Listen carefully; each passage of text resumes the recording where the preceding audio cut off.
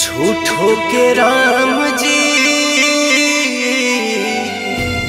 दिल तू बनौला हो, ऊपर से प्रीत के रोग धरौला हो। हंसत जिंदगी में कहे अगिया लगौला हो, झूठो के राम जी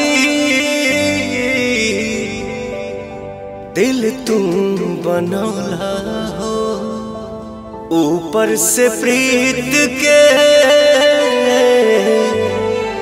रोग धरौला हो।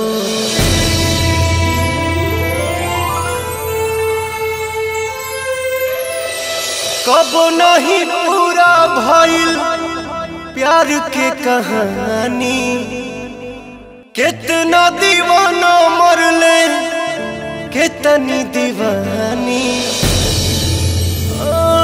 कबो नहीं पूरा भइल प्यार के कहानी, कितना दीवाना मरले कितनी दीवानी।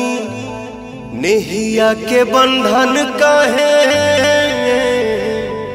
जोड़ के तू रौला हो, हंसत जिंदगी में काहे अगिया लगौला हो।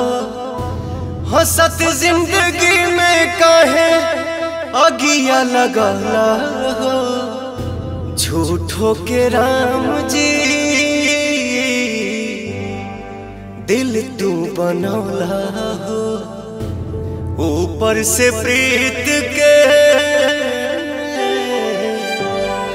रोग धरौला हो।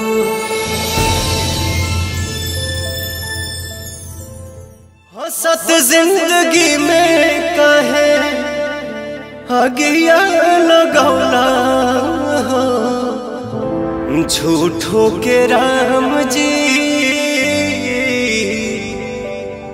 दिल तू बनौला हो, ऊपर